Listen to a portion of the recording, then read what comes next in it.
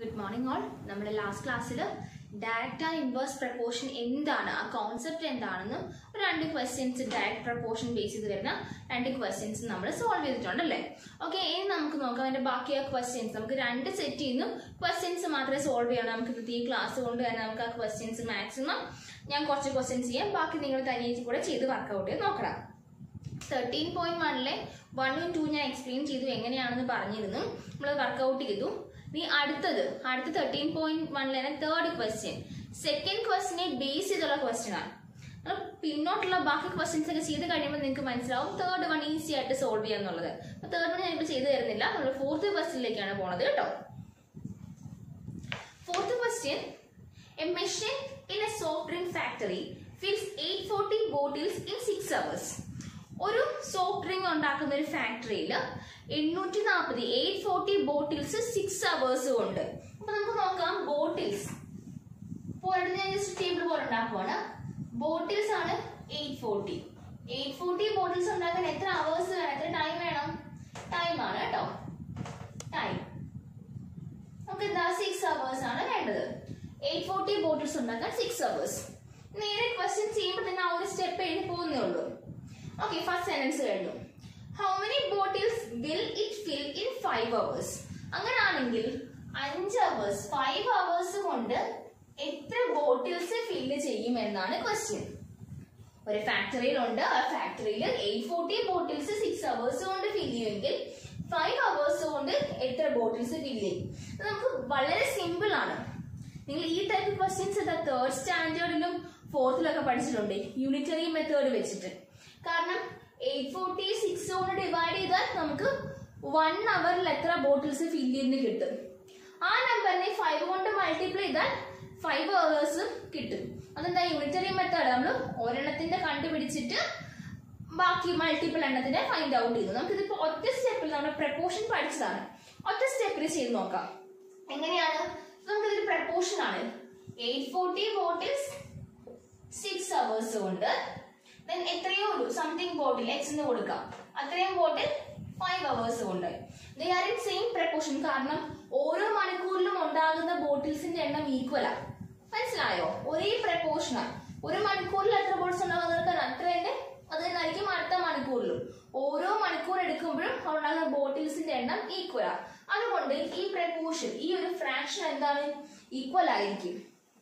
അതായത് 840/6 എന്ന് പറയുന്നത് എന്താണ് അവിടെ കിട്ടുന്ന ഫ്രാക്ഷൻ, അത് തന്നെ ആയിരിക്കും 5 hours ഉള്ള ബോട്ടിൽസിന്റെ ആ ബോട്ടിലിന്റെ എണ്ണം ബൈ 5 എന്ന് പറയുന്നത്.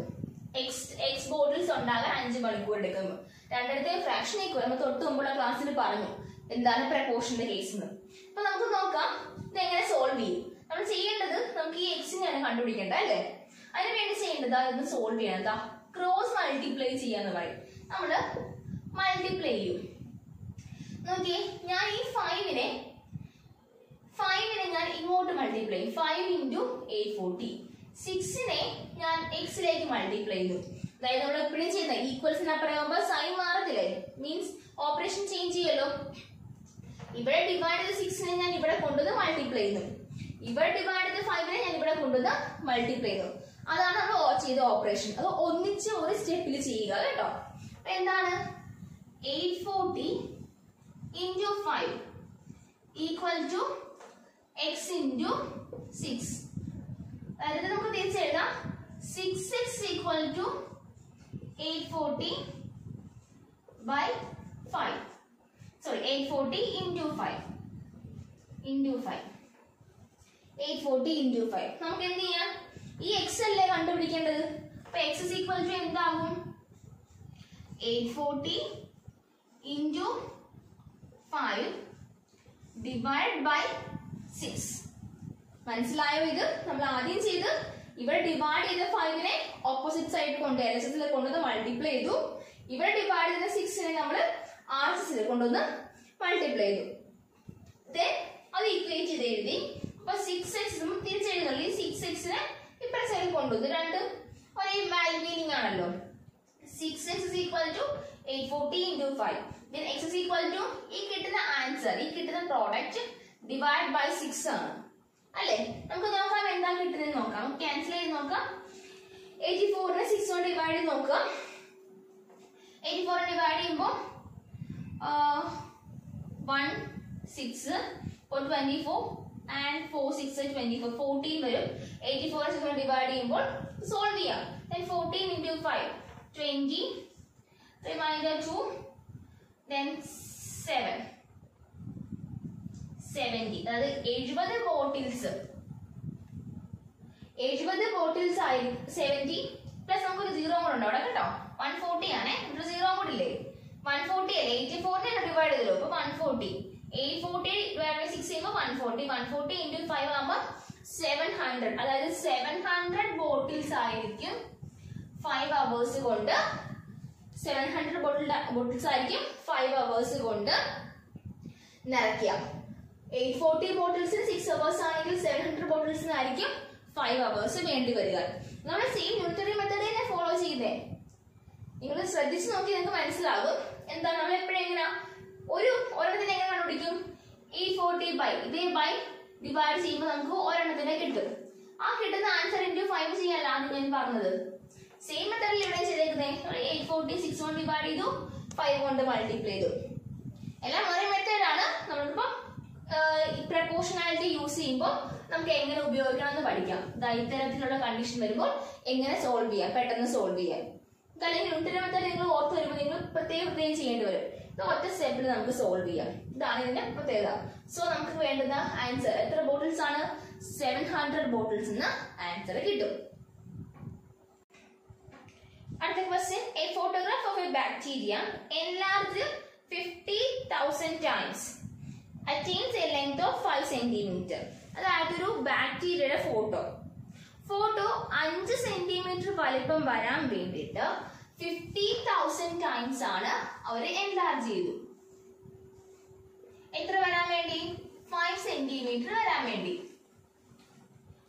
5 സെന്റിമീറ്റർ വലിപ്പം ആ പിക്ചർ കാണിക്കാൻ വേണ്ടി 50,000 ടൈംസ് അത് എൻലാർജ്, അത്രയും തവണ അത് വലുതാക്കിക്കൊണ്ടിരുന്നു. ഡയഗ്രത്തിൽ കൊടുത്തിട്ടുണ്ട്. What is the actual length of the bacteria? If the photograph is enlarged 20,000 times only, what would be its enlarged length? അങ്ങനെയാണെങ്കിൽ ഈ ബാക്ടീരിയയുടെ ആക്ച്വൽ സൈസ് എന്താണ്? ഇത് 50,000 ടൈംസ് എൻലാർജ് ചെയ്തപ്പോഴാണ് 5 സെന്റിമീറ്റർ ആയത്. അപ്പൊ ആക്ച്വൽ സൈസ് എന്താണ്? അതുപോലെ തന്നെ എന്താണ്? If the photograph is enlarged 20,000 times, what would be its enlarged length?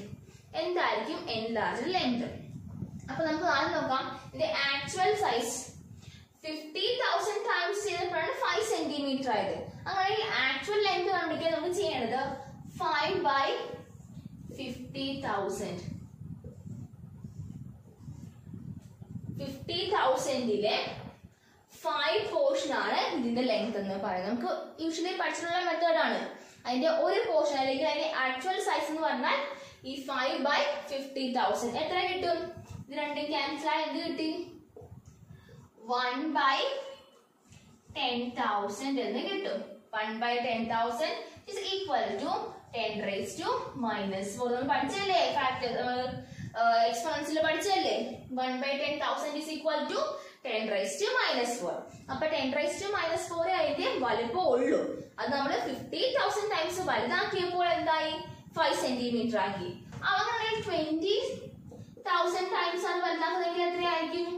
2 centimetre ആയിരിക്കും. നമുക്ക് യൂഷ്വലി നേരെ എടുക്കാമല്ലോ. അത് നേരെ എടുക്കാം. ഒരു 10,000 ആണെങ്കിൽ എത്രയായിരിക്കും? 1 സെന്റിമീറ്റർ. 20,000 ആണെങ്കിൽ 2 സെന്റിമീറ്റർ. 30,000 ആണെങ്കിൽ 4 സെന്റിമീറ്റർ. അങ്ങനെ 50,000 ആയപ്പോഴല്ലേ 5 സെന്റിമീറ്റർ വന്നേ. അപ്പൊ 20,000 ടൈംസ് ആണ് അത് വലുതാക്കുന്നതെങ്കിൽ അവിടെ വരുന്ന ലെങ്ത് എത്രയായിരിക്കും? 2 സെന്റിമീറ്റർ. അതിന്റെ ആക്ച്വൽ ലെങ്ത്, ആക്ച്വൽ സൈസ് എന്താണ്? 10 raised to minus 4 അല്ലെങ്കിൽ 1 by 10,000 ആയിരിക്കും. അത് 5 സെന്റിമീറ്റർ. അല്ലെങ്കിൽ 5നെ നമ്മൾ 50,000 കൊണ്ട് ഡിവൈഡ് ചെയ്താൽ അതിന്റെ ഏറ്റവും സ്മോളസ്റ്റ് പോർഷൻ എത്രയാണെന്ന് നമുക്ക് കിട്ടും. അതാണ് അതിന്റെ ആക്ച്വൽ സൈസ് എന്ന് പറയുന്നത്. അടുത്ത question, in a model of a ship the mast is 9 cm high while the mast of actual ship is 12 cm high. If the length of the ship is 28 meter, how long it is model ship? ഒരു ഒരു ഷിപ്പിന്റെ ഒരു മോഡലും ഉണ്ട്, ഒറിജിനലും ഉണ്ട്. ഈ master എന്ന് പറഞ്ഞാൽ എന്താ? മാസ്റ്റർ എന്ന് പറഞ്ഞാൽ അതിന്റെ ഒരു നമ്മളിപ്പം പായക്കപ്പലിനൊക്കെ ഒരുമാതിരി കൊടിമരം പോലെ ഇങ്ങനെ പൊങ്ങി നിൽക്കുമല്ലോ, നമ്മളിപ്പോ ഇതൊക്കെ വലിച്ചു കെട്ടാൻ വേണ്ടി യൂസ് ചെയ്യുന്നുണ്ടല്ലോ, ഒരു സ്റ്റാൻഡ് ഉണ്ട്. അപ്പൊ അതിനാണ് മാസ്റ്റർ എന്ന് പറയുന്നത്. അപ്പൊ ഒരു മോഡൽ ഷിപ്പും ഉണ്ട്, ഒറിജിനൽ ഷിപ്പും ഉണ്ട്. മോഡൽ ഷിപ്പിന്റെ മാസ്റ്റിന്റെ ഹൈറ്റ് എന്ന് പറയുന്നത് 9 ആണ്. ഒറിജിനൽ ഷിപ്പിന്റെ ആണെങ്കിൽ 12. പിന്നെ പറയുന്നത് ലെങ്ത് ഓഫ് ദ ഷിപ്പ്. ഷിപ്പിന്റെ മുഴുവനുള്ള നീളം എന്ന് പറഞ്ഞാൽ 28 മീറ്റർ ആണ് മുഴുവനുള്ള നീളം. അങ്ങനെയാണെങ്കിൽ മോഡൽ ഷിപ്പിന്റെ നീളം എന്താണ് എന്നാണ് ചോദ്യം. മനസ്സിലായോ? മോഡൽ ഷിപ്പിന്റെയും ശരിക്കുള്ള ഷിപ്പിന്റെയും മാസ്റ്റിന്റെ ഹൈറ്റ് ഉണ്ട്, ആക്ച്വൽ ഷിപ്പിന്റെ ലെങ്തും ഉണ്ട്. നമുക്ക് വേണ്ടത് ആ മോഡൽ ഷിപ്പിന്റെ ലെങ്ത് എത്രയാണ്. തൊട്ട് മുമ്പ് ഇതുപോലെ തന്നെ ചെയ്താൽ മതി. ഇവിടെ എങ്ങനെയാ വരിക? നമുക്കത് ഫ്രാക്ഷൻ മാസ്റ്റും ഷിപ്പിന്റെ ഹൈറ്റും എന്താണ് ലെങ്തും കൂടെ പ്രപ്പോർഷണൽ ആയിട്ട് പോവാം. ഹൈറ്റ് എത്ര ഹൈറ്റ് ഉണ്ടോ അതിനനുസരിച്ച് ലെങ്ത് ആയിരിക്കും വരിക. മാസ് എത്ര വലുപ്പം ഉണ്ടോ അല്ലെങ്കിൽ ഷിപ്പിന് എത്ര വലുപ്പം ഉണ്ടോ അതിനനുസരിച്ച് ലെങ്ത് ആയിരിക്കും നമുക്ക് മുകളിൽ വരാൻ. ഇത് ഓരോന്നും പ്രപ്പോർഷൻ ആക്കി എടുക്കുക. അപ്പൊ ഇതാണ് നമ്മുടെ എക്സ്, ഇതാണ് വൈ. അപ്പൊ x1 by y1 equal to x2 by y2. ഇതാണ് നമ്മുടെ പ്രപ്പോർഷനിൽ പഠിച്ചിട്ടുള്ളത് അല്ലേ? നമുക്ക് നോക്കാം ഇത് ഇക്വേറ്റ് ചെയ്യുമ്പോൾ. തൊട്ട് മുമ്പ് ചെയ്താൽ ഈ ക്വസ്റ്റ്യൻ ഫോമാറ്റ് ഇതുപോലെ ഒന്ന് ഫ്രെയിം ചെയ്തെടുത്താൽ മാത്രം മതി. നമുക്ക് അറിഞ്ഞുകൂടാതെ നമുക്ക് x എന്ന് കൊടുക്കാം. 9 by x equal to 12 by 28. കാരണം മോഡൽ എന്ത് പ്രപ്പോർഷനിലാണോ ഉണ്ടാക്കിയത് അതേ പ്രപ്പോർഷൻ തന്നെ ആയിരിക്കും ആക്ച്വൽ സൈസും. ഒരു മോഡൽ നമുക്ക് കണ്ടുണ്ടാക്കാൻ വേണ്ടല്ലേ? മോഡലിൽ ഓരോന്നിനും വലുപ്പത്തിന് എന്ത് പ്രപ്പോർഷൻ ആണോ അതേ പ്രപ്പോർഷൻ ആയിരിക്കും ആക്ച്വൽ സൈസും വരിക. മോഡലിന്റെ പ്രപ്പോർഷൻ ആ ഹൈറ്റ്, ആ മാസിന്റെ ഹൈറ്റും ഷിപ്പിന്റെ ലെങ്ത്തും എന്താണ് പ്രപ്പോർഷൻ അതേ പ്രപ്പോർഷൻ തന്നെ ആയിരിക്കും ഒറിജിനൽ ഷിപ്പിന്റെ മാസിന്റെ ഹൈറ്റും ലെങ്ത്തും തമ്മിൽ ഉണ്ടാവുക. അതുകൊണ്ടാണ് ഈ രണ്ട് പ്രപ്പോർഷൻസും ഈക്വൽ ആണ് നമ്മൾ കൊടുത്തത്. ഓക്കെ, നമുക്ക് ഇത് എന്ത് ചെയ്യാം? ക്രോസ് മൾട്ടിപ്ലൈ ചെയ്യാം. നമ്മളിപ്പോ ഇങ്ങോട്ട് മൾട്ടിപ്ലൈ ചെയ്യുന്നു, ഇങ്ങോട്ട് മൾട്ടിപ്ലൈ ചെയ്യുന്നു. ഇനി ഞാൻ രണ്ടും മൾട്ടിപ്ലൈ ചെയ്ത് മാറ്റുന്നു. എന്താ കിട്ടി? 9 into 28. നമുക്ക് ഞാൻ തിരിച്ച് എഴുതുവാണ്. 12x equal to 9 into 28. ഞാൻ തിരിച്ച് എഴുതുന്നുള്ളൂ കേട്ടോ. സെയിം തന്നെയാണ്. 12x equal to 9 into 28. Next x equal to എന്തായിരിക്കും? 9 into 28 divided by 12. 9 into 28 divided by 12. നമുക്ക് മൾട്ടിപ്ലൈ നോക്കാം. 28 നമുക്ക് കട്ട് ചെയ്യാൻ പറ്റില്ലല്ലോ. 24 അല്ലേ പറ്റത്തുള്ളൂ. 28 അല്ലേ? 28 മീറ്റർ തന്നെയാണ്. അപ്പൊ നമുക്ക് കട്ട് ചെയ്യാൻ പറ്റില്ല. നമുക്ക് മൾട്ടിപ്ലൈ നോക്കാം. 28 into 9 ചെയ്യാം. Divide by 12. Answer will be 21 metre. So x is equal to എന്താണ്? 21 മീറ്റർ എന്ന് ആൻസർ കിട്ടും. നമുക്ക് ഇവിടെ കിട്ടിയ എന്താണ്? നമ്മുടെ ലെങ്ത്, മോഡൽ ഷിപ്പിന്റെ ലെങ്ത് 21 മീറ്റർ ആയിരിക്കും. അതായത് മോഡൽ ഷിപ്പ് 9 മീറ്റർ മാസ്റ്റ് വരുന്ന ആ ഷിപ്പിന്റെ ലെങ്ത് എന്തായിരിക്കും? 21 മീറ്റർ ആയിരിക്കും. 12 മീറ്റർ മാസ്റ്റ് വരുന്ന ആക്ച്വൽ ഷിപ്പിന്റെ ലെങ്ത് 28 ആണെങ്കിൽ ഇതിന്റെ എന്തായിരിക്കും? 12 മീറ്റർ ആയിരിക്കും. തൊട്ട് വരുമ്പോൾ അതേ ഫോമാറ്റിൽ തന്നെ ഇതും യൂണിറ്ററി മെത്തേഡിൽ ചെയ്യുക. നിങ്ങൾ ഇവിടെ വെച്ച് കണ്ടെങ്കിൽ യൂണിറ്ററി മെത്തേഡ് കിട്ടും. അതിന്റെ ആ ഒറ്റ ഫ്രാക്ഷൻ കിട്ടും. പ്രപ്പോർഷൻ ആ ഒരെണ്ണത്തിന്റെ എത്രയാണെന്ന് കിട്ടും. 1 മീറ്റർ വരുമ്പോൾ എത്ര ലെങ്ത് വരുമെന്ന് മനസ്സിലായോ? ഇവിടെ ചെയ്യുമ്പോൾ ഇവിടെ നമുക്ക് വാല്യൂസ് ഉണ്ടല്ലോ. ഡിവൈഡ് ചെയ്യുമ്പോൾ 1 മീറ്റർ വരുമ്പോൾ എത്ര കിട്ടുന്നത് കൊണ്ട് മൾട്ടിപ്ലൈ ചെയ്യാം, ആൻസർ കിട്ടും. അങ്ങനെയും ചെയ്യാം. നമുക്ക് പറഞ്ഞാൽ നമ്മുടെ ഡയറക്ട് പ്രപ്പോർഷൻ മെത്തേഡ് വഴിയാണെങ്കിലും ചെയ്യാം. കാരണം രണ്ടിന്റെയും പ്രപ്പോർഷൻ ഈക്വൽ ആണ്. അതായത് മാസ്റ്റിന്റെയും ഹൈറ്റിന്റെയും ലെങ്തിന്റെയും പ്രപ്പോർഷൻ എന്താണ്? ഈക്വൽ ആയതുകൊണ്ട് ആ പ്രപ്പോർഷൻസ് ഇക്വേറ്റ് ചെയ്ത് നമ്മൾ ആൻസർ കണ്ടുപിടിച്ചു 21 മീറ്റർ. നെക്സ്റ്റ് 13.2 ക്വസ്റ്റ്യൻസ് ആണ് ഡിസ്കസ് ചെയ്യുന്നത്. ഇൻവേഴ്സ് പ്രപ്പോർഷൻ വരുമ്പോൾ ഉള്ള കണ്ടീഷൻസ് നോക്കുക. നിങ്ങൾ അതിൽ ഫസ്റ്റ് 3 ക്വസ്റ്റ്യൻസ് നിങ്ങൾക്ക് ഈസി ആയിട്ട് സോൾവ് ചെയ്യുന്ന ക്വസ്റ്റ്യൻസ് ആണ്. 4th ക്വസ്റ്റ്യൻ ഇപ്പോൾ ഡിസ്കസ് ചെയ്യാൻ പോണത്. If a box of sweets is divided among 24 children, they will get 5 sweets each. How many would each get if the number of children is reduced by 4? Okay, നോക്കുക. ഒരു 24 sweets എത്രയാണ്? 24 ബോക്സിൽ sweets ഉണ്ട്. അപ്പൊ 24 children ഉണ്ട്. 24 children ഉണ്ട്. അതിൽ നമുക്ക് ഓരോരുത്തർക്കും 5 എണ്ണം വീതം കൊടുത്തു. അങ്ങനെയാണെങ്കിൽ കുട്ടികളുടെ എണ്ണം 4 കുറഞ്ഞു കഴിഞ്ഞാൽ ഒരാൾക്ക് എത്ര സ്വീറ്റ്സ് കിട്ടും? ഇപ്പൊ ഒരാൾക്ക് 5 സ്വീറ്റ്സ് കിട്ടി ഇല്ലേ? ഇപ്പൊ 24 ചിൽഡ്രൻ ഉണ്ട്, അതിൽ ഒരാൾക്ക് 5 സ്വീറ്റ്സ് കിട്ടി. ഇനി കുട്ടികളുടെ എണ്ണം കുറയുകയാണെങ്കിൽ ഒരാൾക്ക് എത്ര എണ്ണം കിട്ടും? നമുക്ക് നോക്കാം. ഇപ്പൊ ടോട്ടൽ എത്ര സ്വീറ്റ്സ് ഉണ്ടായിരുന്നു നോക്കാം. എത്ര ഉണ്ടായിരുന്നു? 24 ചിൽഡ്രന് 5 എണ്ണം വെച്ച് കിട്ടിയെങ്കിൽ ടോട്ടൽ എത്രയായിരിക്കും? 120 ആയിരിക്കും ടോട്ടൽ സ്വീറ്റ്സിന്റെ എണ്ണം. 120 സ്വീറ്റ്സ് ആയിരിക്കും ഉണ്ടായിരിക്കുക. ഓക്കെ, ഇനി കുട്ടികളുടെ എണ്ണം 4 കുറഞ്ഞു. സോ എത്രയായിരിക്കും? 20 ആയിരിക്കും. ഇൻറ്റു ഏതോ ഒരു നമ്പർ ഓഫ് സ്റ്റുഡൻസ് നമുക്ക് അറിയില്ല, അതാണ് ഫൈൻഡ് ഔട്ട് ചെയ്യേണ്ടത്. അപ്പോഴും എന്താ ആൻസർ? 120 തന്നെ അല്ലേ? സ്വീറ്റ്സിന്റെ എണ്ണം കൂടുന്നുണ്ടോ? സ്വീറ്റ്സിന്റെ എണ്ണം കൂടുന്നില്ല, കുട്ടികളുടെ എണ്ണം അല്ലേ കുറഞ്ഞത്. അപ്പൊ ഒരാൾക്ക് എത്ര എണ്ണം വീതം കിട്ടുന്നതാണ് ക്വസ്റ്റ്യൻ. ക്വസ്റ്റ്യൻ മനസ്സിലായോ എങ്ങനെയാ ചെയ്യേണ്ടത്? ചിൽഡ്രൻ 24 ആയിരുന്നപ്പോൾ ഒരാൾക്ക് 5 എണ്ണം വീതം കിട്ടി. സോ ടോട്ടൽ 120 സ്വീറ്റ്സ് ഉണ്ടായിരുന്നു എന്ന് മനസ്സിലായി. സോ ചിൽഡ്രൻ 20 ആകുമ്പോൾ ഒരാൾക്ക് എത്ര വീതം കിട്ടും? അപ്പോഴും എന്താണ്? ടോട്ടൽ 120. നമ്മൾ തൊട്ട് മുമ്പ് പഠിച്ചതല്ലേ, x1 y1 is equal to inverse proportional.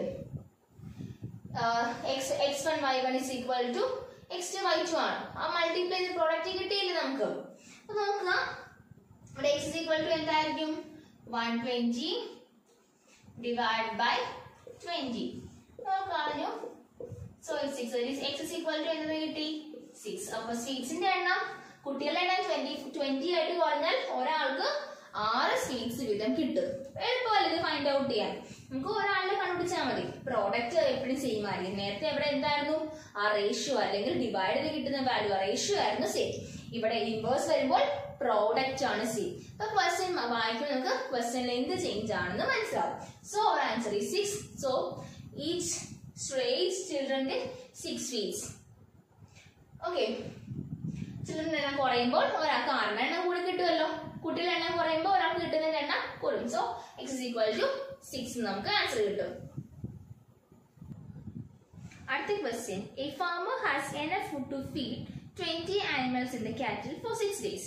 ഒരു ഫാമറിന്റെ കയ്യില് എന്താണ്? 6 ദിവസത്തേക്ക് 20 ആനിമൽസിന് ഫീഡ് ചെയ്യാനുള്ള ഫുഡ് ഉണ്ട്. 20 ആനിമൽസിന് 6 ഡേയ്സ് ഫീഡ് ചെയ്യാനുള്ള food. How long would the food last if there were 10 more animals in this cattle? അപ്പൊ ഇപ്പൊ 20 ആനിമൽസ് ഉണ്ട്, ഒരു 10 എണ്ണം കൂടെ വന്നാൽ എത്ര ദിവസം ഫീഡ് ചെയ്യാൻ സാധിക്കും? അപ്പൊ നമുക്ക് നോക്കാം. 20 ആനിമൽസിന് 6 ഡേയ്സിലേക്കുള്ള ഫുഡ് ഉണ്ട്. 20 plus 10, 10 എണ്ണം കൂടെ വന്നാൽ 20 plus 10 എന്തായി? 30 ആയി. അങ്ങനെയാണെങ്കിൽ എത്ര ദിവസം ഫീഡ് ചെയ്യാൻ സാധിക്കുന്നതാണ് ക്വസ്റ്റ്യൻ. അപ്പൊ 20 ആനിമൽസ് 6 ഡേയ്സ് ആകുമ്പോൾ നമുക്ക് എന്ത് ചെയ്യാം? 20 into 6 എത്രയാന്ന് നോക്കാം.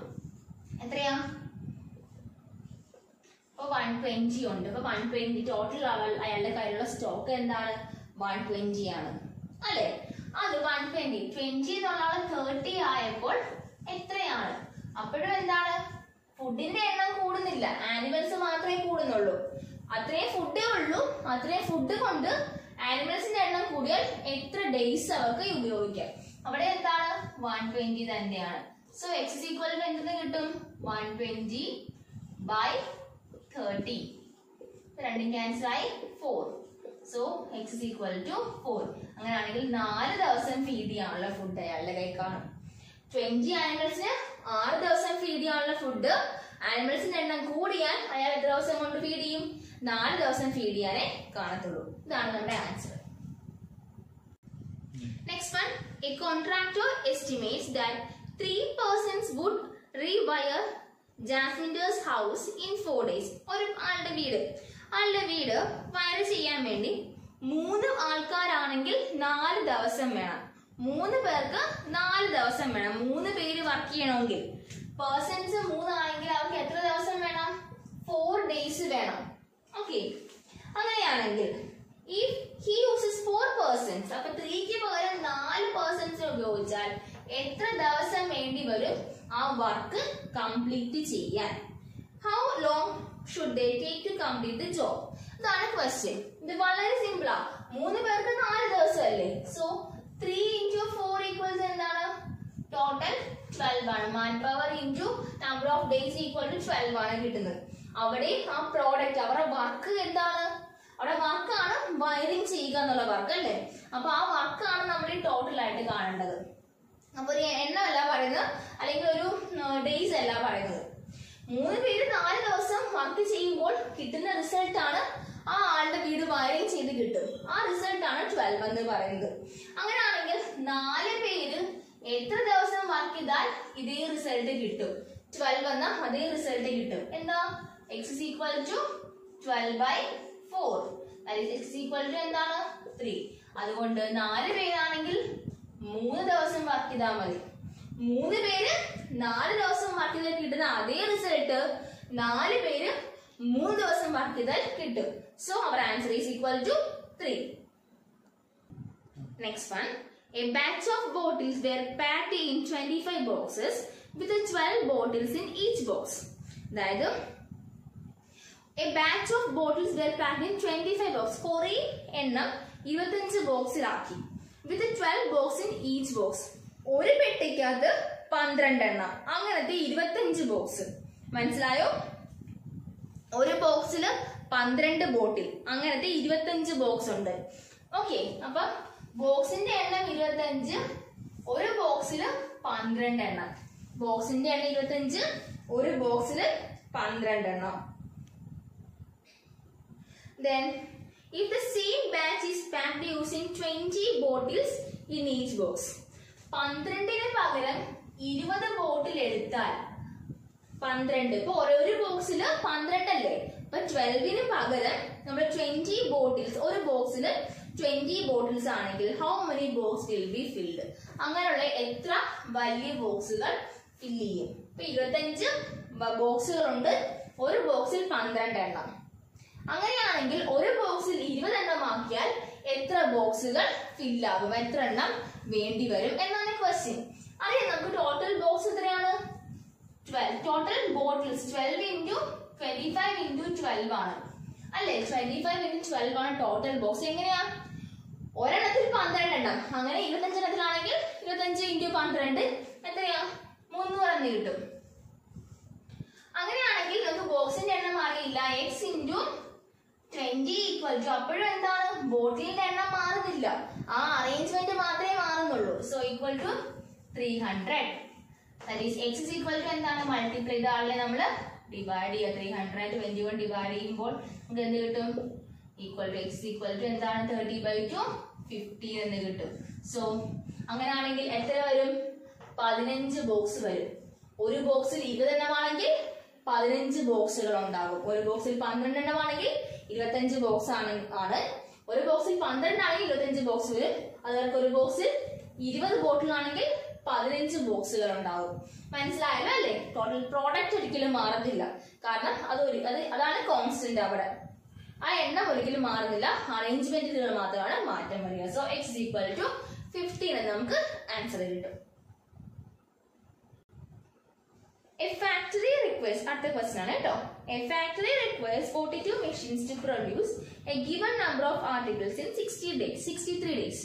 ഒരു ഫാക്ടറിക്ക് 42 മെഷീൻ ആവശ്യമാണ്. എന്തിനാണ്? 63 ആർട്ടിക്കിൾ പ്രൊഡ്യൂസ് ചെയ്യാൻ. ആർട്ടിക്കിൾസ് ഇല്ലേ? 63 ആർട്ടിക്കിൾസ്, 63 ദിവസം വേണം. 63 ആർട്ടിക്കിൾസ് അല്ല, 63 ദിവസം വേണം 42 ആർട്ടിക്കിൾസ് പ്രൊഡ്യൂസ് ചെയ്യാൻ. ഒരു ആർട്ടിക്കിൾസ്, നമ്പർ ഓഫ് ആർട്ടിക്കിൾസ് പറയുന്നില്ല. 42 മെഷീൻ ഉപയോഗിച്ച് 63 ദിവസം വേണം. ഇത് നമ്പർ ഓഫ് മെഷീൻ ആണ് കേട്ടോ, എനിക്ക് ചെയ്യാൻ തെറ്റിപ്പോയതാണ്. മെഷീൻ, ഇത് ഡേയ്സ്. അപ്പൊ മെഷീനും ഡേയ്സും 42 മെഷീൻ ആവശ്യമാണ്. എന്തിനാണ്? 63 ദിവസം കൊണ്ട് 63 ദിവസം 42 മെഷീനും. അങ്ങനെയാണെങ്കിൽ how many machines would be required to produce the same number of articles in 54 days? Days 54 ആകുമ്പോൾ, number of days 54 ആകുമ്പോൾ എത്ര മെഷീൻസ് ആവശ്യമായിട്ട് വരും എന്നാണ് ക്വസ്റ്റ്യൻ. എത്ര മെഷീൻസ് ആവശ്യമായിട്ട് വരും? The factory requires 42 machines to produce. എന്താണ്? 63 ദിവസം കൊണ്ട് 42 മെഷീൻ ഉപയോഗിച്ചാൽ എത്ര? 54 ദിവസം കൊണ്ട് എത്ര മെഷീൻ ഉപയോഗിക്കേണ്ടി വരും? മെഷീന്റെ എണ്ണം കൂടുതലോ അല്ലേ? കാരണം ദിവസം കുറയുമ്പോൾ മെഷീൻ കൂട്ടിയല്ലേ എടുക്കേണ്ടത്. നോക്കാം നമുക്ക് എങ്ങനെയാ ചെയ്യേണ്ടതെന്ന്. 42 മെഷീൻ 63 ഡേയ്സ്. നമുക്ക് നോക്കാം. 42 into 63. അത്രയും വർക്ക് ചെയ്യുമ്പോൾ 42 മെഷീൻ 63 ദിവസം വർക്ക് ചെയ്യുമ്പോൾ നമുക്ക് കിട്ടുന്ന ആർട്ടിക്കിൾ ആണ്, ഒരു ആർട്ടിക്കിൾ, ആ പ്രോഡക്റ്റ് ആണ്. നമുക്ക് മൾട്ടിപ്ലൈ ചെയ്യുമ്പോൾ എന്ത് കിട്ടും?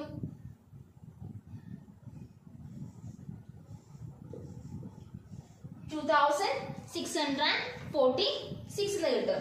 നമുക്ക് ഈ രണ്ടെണ്ണം, അതായത് 42 മെഷീൻസ് അല്ലേ, 42 മെഷീൻസ് 63 ഡേയ്സ് കൊണ്ട് വർക്ക് ചെയ്യുമ്പോൾ നമുക്ക് ഇതാണ് കിട്ടുന്ന റിസൾട്ട്.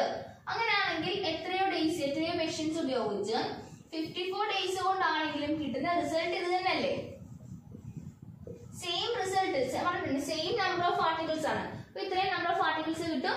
അവിടെ ഡേയ്സിന്റെ എണ്ണം കുറച്ചാലും ആർട്ടിക്കിൾസ് സെയിം ആണ്, മെഷീന്റെ എണ്ണം കൂടുമല്ലേ. സോ നമുക്ക് കണ്ടുപിടിക്കാം x ഈക്വൽ ടു എന്താണ്? Divide by 56. ഡിവൈഡ് ചെയ്യുമ്പോൾ നമുക്ക് x ഈക്വൽ ടു 49 എന്ന് ആൻസർ കിട്ടും. സോ 49 മെഷീൻസ് ഉപയോഗിച്ചാൽ 54 ഡേയ്സ് കൊണ്ട് വർക്ക് തീർക്കാം. മെഷീൻസ് 42 ആണെങ്കിൽ 63 ഡേയ്സ് വേണം. അങ്ങനെയാണെങ്കിൽ 49 മെഷീൻസ് ആണെങ്കിൽ 54 ഡേയ്സ് മതിയായിരിക്കും. So our x is equal to 49. That is number of machines required for 54 days is 49. അതുപോലെ തന്നെ ബാക്കി ക്വസ്റ്റ്യൻസ് ഉണ്ട്. ബാക്കി ക്വസ്റ്റ്യൻസ് നിങ്ങൾ തന്നെ ഇതുപോലെ തന്നെ വർക്ക്ഔട്ട് ചെയ്യും. കാരണം ക്വസ്റ്റ്യൻ ഒന്ന് വായിച്ചു നോക്കിയാൽ എളുപ്പത്തിൽ മനസ്സിലാവും. ഇപ്പൊ എല്ലാ ക്വസ്റ്റ്യൻസും ഈസി അല്ലേ?